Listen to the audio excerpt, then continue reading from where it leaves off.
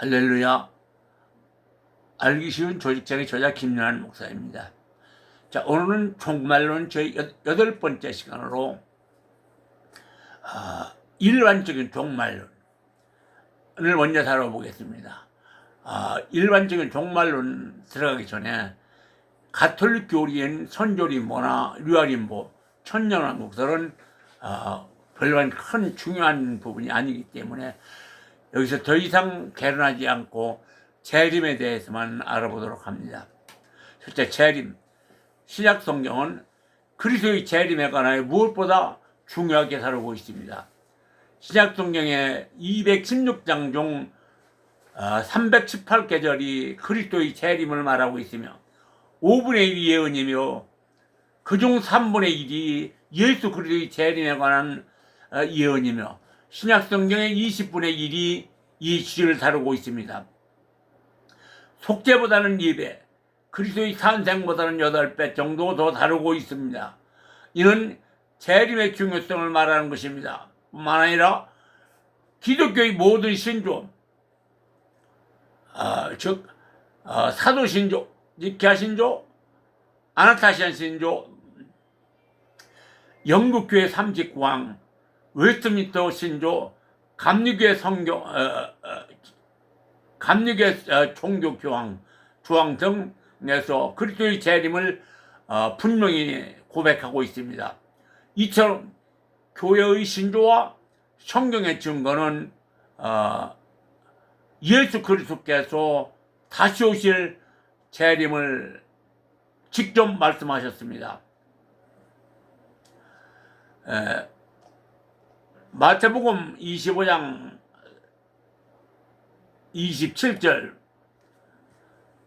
보라 내가 너희에게 미리 말하였도다. 그러면 사람들이 너희에게 말하되 보라 그리스도가 여기 있다 저기 있다 하여도 나가지 말라. 보라 골방에 있다 하여도 믿지 말라.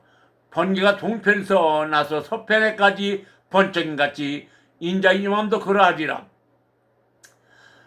이 말씀이 함의하고 있는 예수님의 재림 사상은 사도신경의 정당성이 전통으로 인정받고 인정받는 교리임에도 일부 목사들이 사도신경이 잘못되고 써들고 다니는 것은 자신들이 무지를 드러내는 한심한 유인이라고 생각합니다. 성경에서도 그리스도의 재림에 관하여 다양하게 표현하고 있습니다. 마태복음 21장 21절에는 예수 그리스도의 초림은 잃어버린 자기 백성들을 찾으러 오셨다고 했으나 재림은 인류 역사의 마지막 하나님께서 그리스도를 통해 구원받은 자기 백성을 찾아오시는 최후의 구속사적 방문이라는 것입니다. 마태복음 25장 31절, 하나님은 산자와 죽은 자를 심판하시고 양과 염소, 불의한 자와 의로운 자를 구분하여 그리스도의 재림 안에 있는 자들을 영원한 생명의 나라로, 그리스도 밖에 있는 자들을 영원한 저주의 나라로 들어가게 하신다는 것입니다. 예수 그리스도의 초림은 다음 재림, 즉 마지막 종말이 있음을 알리려는 것이며, 이것이 곧 하나님의 계획이심을 증가하고 있다는 논리입니다. 그러면 성경에 표현한 마지막 구속사적 재림의 날의 표기들을 한번 알아보겠습니다. 주의 날, 또 주 예수의 날, 예수 그리스도의 날, 그리스도의 날, 그날 등 이렇게 다양하게 표현한 것은 서신서에만 나와 있습니다. 이렇게 여러 가지로 다양하게 표현하는 것을 보더라도 재림은 예수님께서 분명하게 약속하셨음을 성경은 증가하고 있습니다.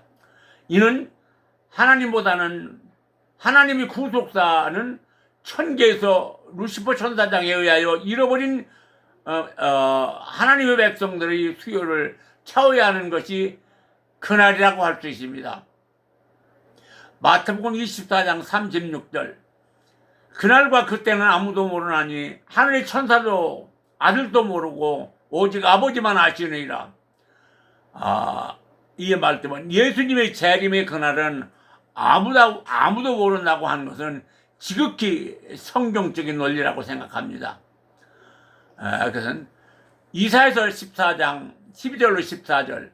너 아침의 아들 계명성, 즉 루시퍼 천사장을 말합니다. 계명성에게 배반을 당한 하나님은 두 번째 배반을 당하지 않기 위하여 믿음의 사람들의 고난으로 연단하시는 것이며, 이 고난을 이기고 남은 자를 하나님의 백성으로 삼으시겠다는 것이 예정 안에서의 선택이라고 하겠습니다.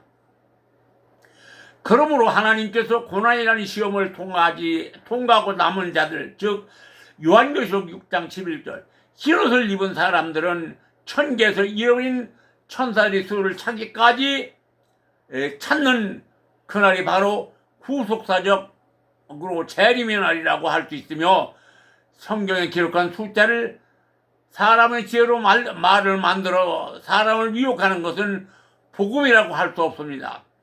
또한 재림의 날은 개인적인 종말이 아니라 심판주가 약속하신 날로서, 마지막 날 종말로서 하나님의 약속은 반드시 지키기 위하여 약속하신 복음입니다. 그 약속을 믿고 경성한 믿음으로 개인의 종말을 준비하는 것이 신앙적인 삶이라는 논리입니다. 그러므로 성도는 하늘의 천사도 모르고 아버지만 아신다고 하신 그날과 숫자에 대한 예언을 사람의 지혜로 하나님이 주신 고난이나 숫자, 또 현세의 축복에 휘둘리지 말고 복음의 말씀을 이해하고 성결의 삶을 사는 것이 믿음의 대상인 하나님에 대한 예의이고, 그것이 하나님이 원하시는 신앙의 모습입니다. 그러므로 주님이 재림하시는 시기를 곧 콕 집어 말하지 않고 아버지만 하신다는 말로 비밀에 붙인 것은 하나님의 지혜가 부족해서가 아니라 사람의 죄는 유동적이기 때문에 당연한 논리입니다. 만일 그 시기와 그 때를 모든 사람들이 알게 된다면 절대를 모르는 세상의 죄가 관영하여 악인들이 번성하게 될 것입니다. 그러므로 재림의 날이 언제이고 숫자를 말하는 사람은 성경을 객관적으로나 논리적으로 말씀의 흐름을 이해하지 못하고 열매 없는 무화과나무와 같은 사람입니다. 그 다음 사도 바울이 말한 재림이 나타나기 위한 세 가지 용어들을 알아봅니다. 첫째, 파루시아. 파루시아라는 말은 임대나 도착을 의미하는 나타나는 용어로서 특별히 왕이나 귀족 등이 자기 관할 지역을 방문하는 것을 가리켰다는 의미로 예수 그리스도의 재림을 왕으로 상징합니다. 이와 마찬가지로 부활 승천하신 예수 그리스도는 세상 끝날에 권세와 영광을 가지고 사람들이 볼 수 있도록 다시 오사 그리스도 안에서 죽은 자를 일으키시고 자기 백성을 모으시고 악을 멸하시는 용어이며, 파루시아라는 말은 인간 세상의 삶의 질서를 위한 비책이기도 하다고 합니다. 둘째, 아포칼립시스. 계시와 노출을 뜻하는 말입니다. 부활승천한 그리스도는 높아진 주로서, 왕으로서 하나님의 우편에 좌장하고 계신다는 의미입니다. 그러나 그의 왕권과 주권은 세상에 드러나는 것은 아닙니다. 그러므로 그의 왕권과 주권은 때가 될 때, 즉 그의 재림 때에 완전히 드러내 효과를 발하게 될 것입니다.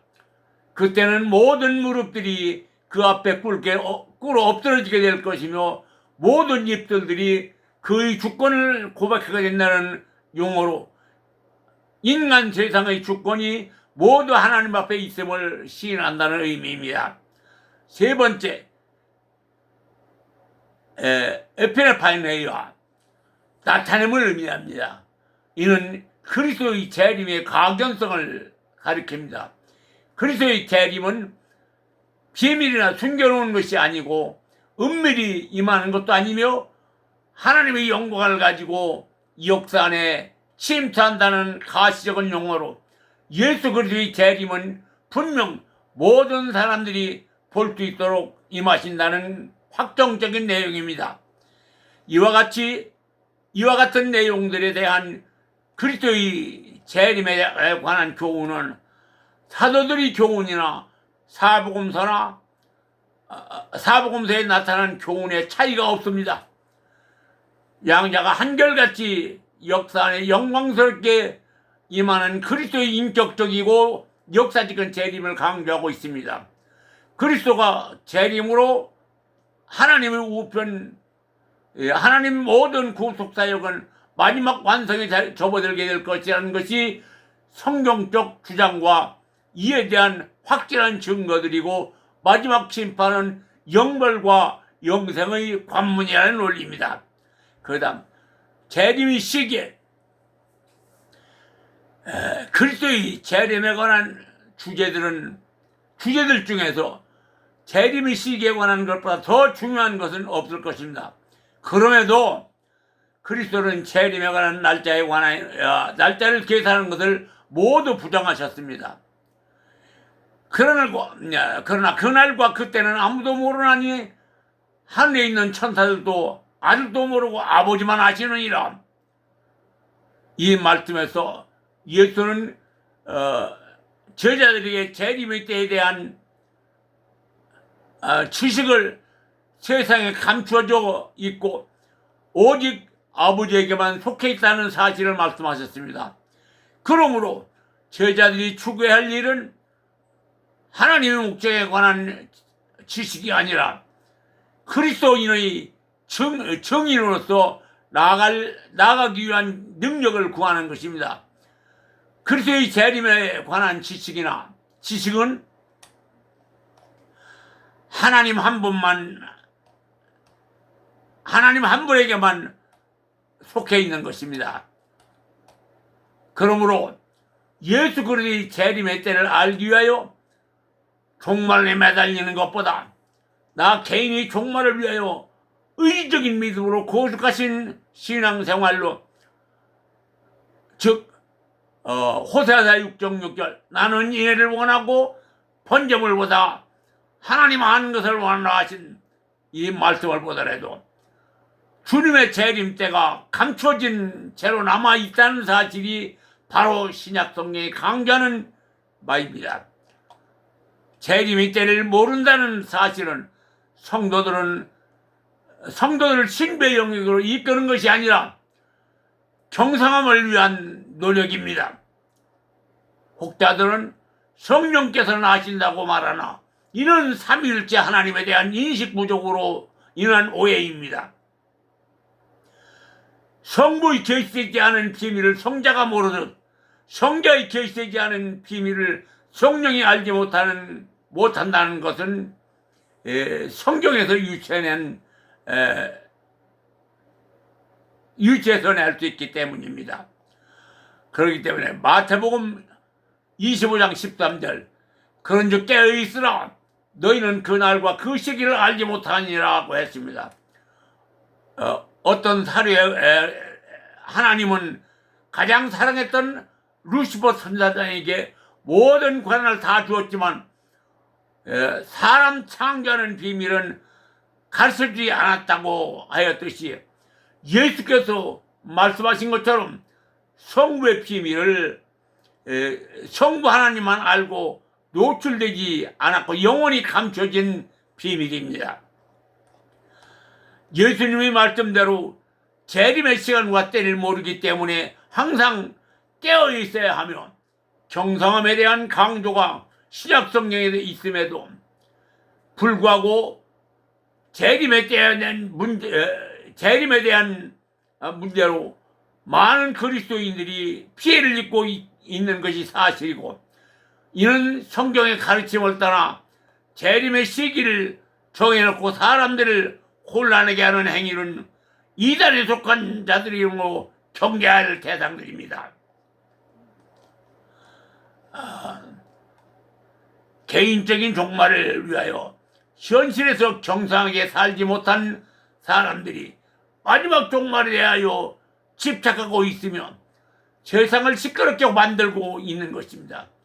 차 안에서 경성한 삶이 피 안에 영광스러운 삶을 가져온다는 사실을 직시하지 못한 자들입니다.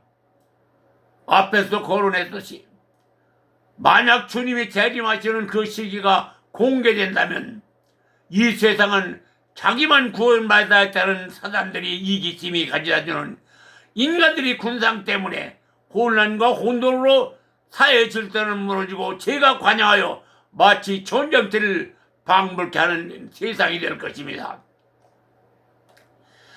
여기서는 역사적 시한부 종말론을 봅니다. 첫 번째, 역사적 종말론. 시한부 종말론은 성경에서 찾아볼 수 있을 만큼 그 역사가 깊습니다.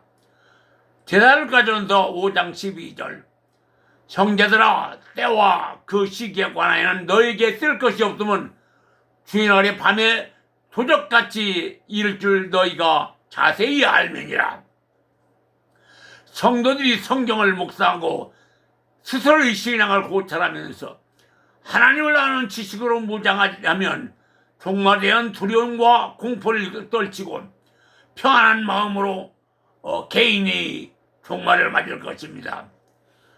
데살로니가 후서 2장 1절로 3절, 형제들아, 우리가 너희에게 구하는 것은 우리 주 예수 그리스도의 강림하심과 우리가 그 앞에 모임에 관하여 혹 영으로나 혹 말로나 혹 우리에게서 받았다는 편지로나 주의 날이 이랬다고 시 동심하거나 두려워하거나 하지 않을 그것이라. 누가 아무렇게 하여도 너희가 미혹하지 말라. 이렇게 성경에도 밝히 말씀하였음에도 그리스도인들이 종말론자들에게 미혹당하여 온 것이 역사적인 사실입니다. 사람의 지혜보다 사단들의 지혜가 더 발전하고 있다는 증거입니다. 역사적인 사실을 직시하지 못하고 먼 미래에 이루어질 사건들을 미리 유추하여 사람의 머리로 그려보고 상상하여 마치 머지않은 날에 우주 종말이 들이닥칠 것처럼 사람들의 감각신경을 자극하여 혼란과 혼돈으로 몰아놓고 마치 자기가 메시아인 것처럼 행세하며 그 안에서 자신의 유익을 추구하는 자들의 소행임을 자각하여야 합니다. 역사를 제대로 고찰하지 않기 때문에 현실에서 물질 추구하고 구약 성경을 인용하여 현실의 축복을 논증하려 하면서 현실의 축복이 구원의 표상인 것처럼 성도들을 이끄는 목회자는 이하를 불문하고 예수 그리스도의 사상과는 거리가 먼 목회자들입니다. 여기서 역사적 시한부 종말론자들의 사건을 다 다룰 수는 없지만 몇 가지만 들추어서 그 사건의 내면을 재조명하여 보기로 하겠습니다. 첫 번째, 2세기 후반부터 시작한 몬타리스와 그 일파의 운동은 자기가 보혜사라고 보혜삼을 주장하면서 말세가 임박하였으니 천년왕국에 들어갈 준비를 하라고 전했습니다.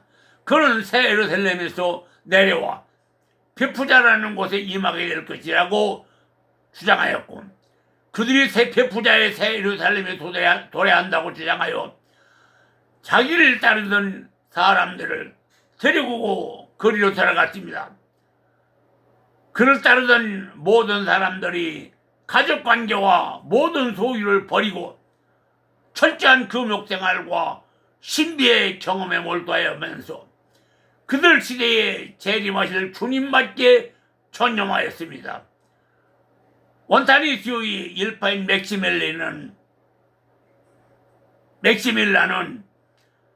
자기 뒤에는 예언자가 없으며 오직 세상 끝에 있을 뿐이라고 주장하였다고 합니다.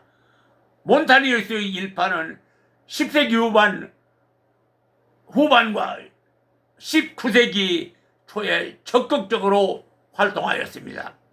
두 번째, 윌리엄 밀러 제7일 안식교를 창시하였으며 1843년 3월 21일에서 1844년 3월 21일 사이에 그리스도의 재림이 있을 것이라고 예언하였다가 1844년 10월 22일로 연기하였으며 그리스도의 재림을 주장하였으나 거짓말로 끝이 났습니다. 세 번째, 여호와 증인 창설자 찰스 티제 레셀 성경의 종말에 큰 매력을 느끼고 그의 관심은 신비에 쌓여있는 세계의 비밀을 축소한 체험으로 알고자 했습니다. 그는 1874년 가을에 그리스도의 재림이 시작하여 40년 추석기를 마치고 1914년 재림이 임한다고 주장하여서 그 역시 거짓말로 끝났습니다. 일반적으로 모든 이단용파들은 재림으로부터 출발하고 있음을 알 수가 있습니다. 몰몬교, 안식교, 크리스천 사이언스, 여호와 증인들이 그렇고 우리나라의 경우에는 통일교, 전도관, 세일교, 구원파, 신천지 등이 그렇고 그 수는 헤아리기 어려울 정도로 많이 있습니다.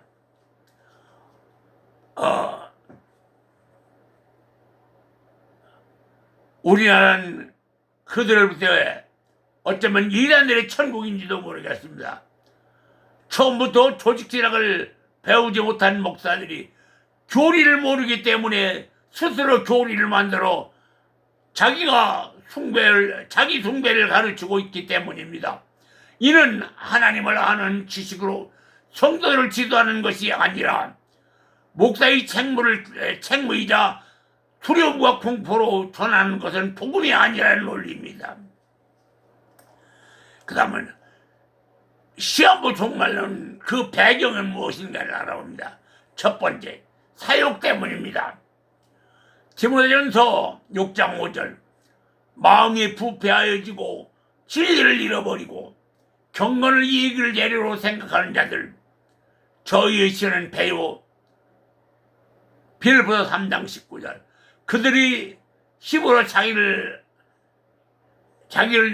신을 삼은 자라 하나님과 재물을 겸하여 섬기는 자 마태복음 6장 24절입니다. 디모데 4장 2절 자기 양심이 화인 맞아서 외식함으로 거짓을 말하는 자들 고의적으로 하나님의 자녀를 속여 자신의 외 사욕을 채우는 자들이므로 우리 주에서 목회에 성공했다고 자랑하는 자들이 면면을 보면 사욕으로 채워져 있습니다. 언론의 담임 목사 트럭에 자동차 트렁크에 400억을 싣고 다니는 목사, 전국 주요 도시의 부동산 공시지가로 2조원을 갖고 있는 부동산계 등 이런 자들이 대해서 더 이상 저는 언급하지 않고 여러분들이 상상에 맡기겠습니다. 두 번째, 자기 나름대로 성경의 연대를 계산하고 있습니다.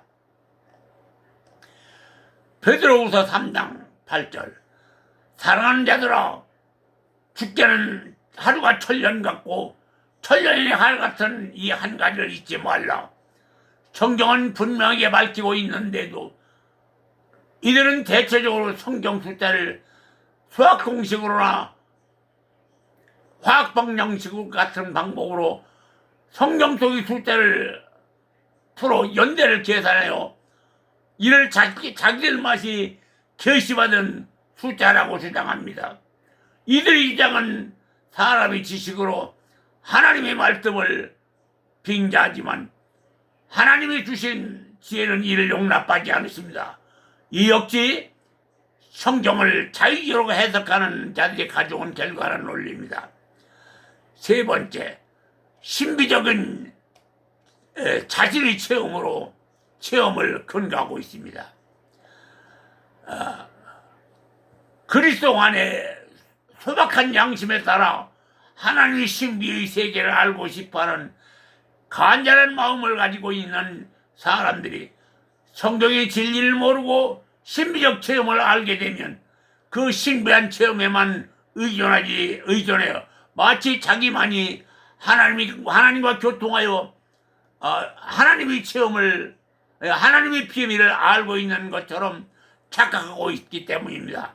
그러나 히브리서 5장 13절 14절 대저 젖을 먹는 자보다 어린아이니 의의 말씀을 경험하지 못한 자요 단단한 식물은 장성한 자의 것이니 저희는 지식을 사용하여 연단을 받아 선악을 분별한 자들이냐라고 했습니다.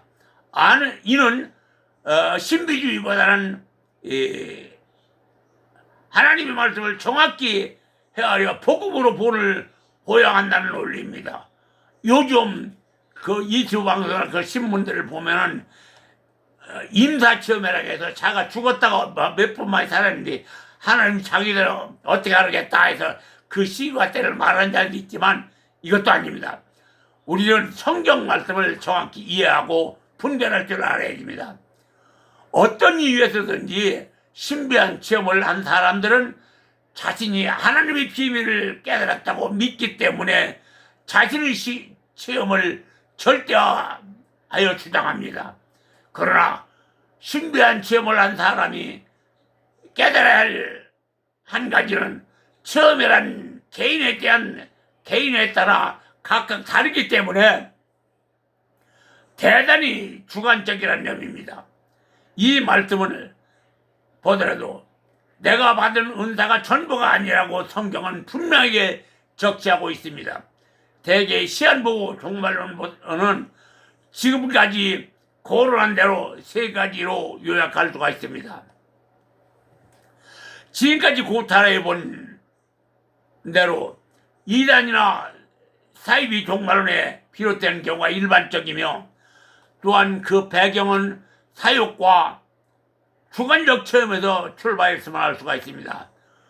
어느 날 한겨레신문에서 오늘날 한국 사회는 하나님이 20명이요 재림 예수가 50명 이단 종파가 200개가 있다는 기사를 읽었습니다.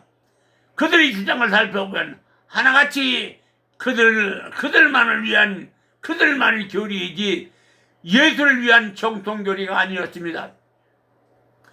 이는 신학교에서 정통 조직신학을 가르치지 않으므로 교리를 알지 못한 결과라고 진단하겠습니다. 뿌린대로 거둔다는 말은 우리나라 개신교 현장을 두고 한 말이라고 생각합니다.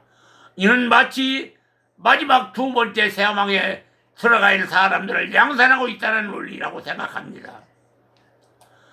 사랑하는 성도 여러분, 그리고 목회자 여러분, 오늘은 예수 그리스도의 재림의 때와 그 시기, 그리고 종말론자들의 군중과 이단 종파들의 행동과 그들의 사상에 대하여 알아보았습니다.